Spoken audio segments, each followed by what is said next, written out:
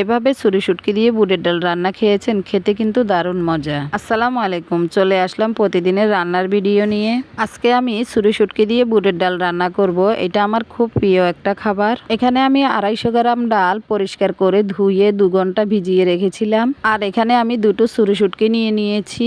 আপনারা চাইলে যে কোনো শুটকি ডালের সাথে দিতে পারেন। আমি চুলায় একটা পাতিল বসিয়ে দিলাম, দিয়ে দিলাম পরিমাণ মতো রান্নার তেল।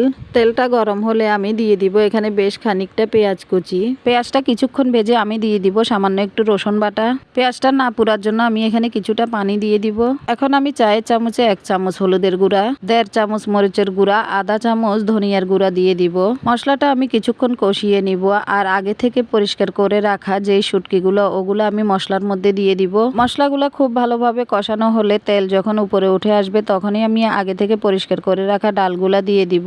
ডালগুলা দিয়ে আমি অল্প আছে প্রায় 5 থেকে 7 মিনিট ভালোভাবে কষিয়ে নিব। আমি ডালের মধ্যে কোনো লবণ দিইনি। লবণটা আমি শেষের দিকে দিব। অনেক সময় ডালের মধ্যে লবণ দিয়ে দিলে ডালটা সিদ্ধ হতে চায় না। এটা যেহেতু শুটকির তরকারি, এটাতে আমি আর কোনো মশলা ব্যবহার করব না। এই অল্প মশলায় শুটকির তরকারি রান্না করলে খেতে খুবই ভালো লাগে। ডালটা আমার কষানো হয়ে গিয়েছে। আর ডালের জন্য আমি গরম পানি করে নিয়েছি। আমি ডালের মধ্যে গরম পানি দিয়ে দিব ডাল সিদ্ধ হওয়ার জন্য।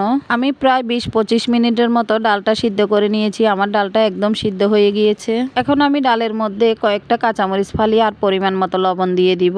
এখন দিয়ে দিব আমি ডালের মধ্যে যতটুকু পরিমাণ ঝোল রাখবো আমি গরম পানি এখানে দিয়ে দিব।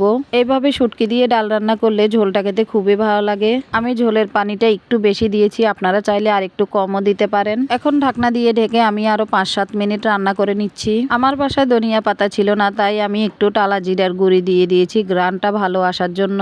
আপনারা চাইলে এখানে ধনিয়া পাতা কুচি দিতে পারেন, এতে টেস্টটা আরো ভালো আসবে। আমার ডাল রান্নাটা একদম কমপ্লিট হয়ে গিয়েছে।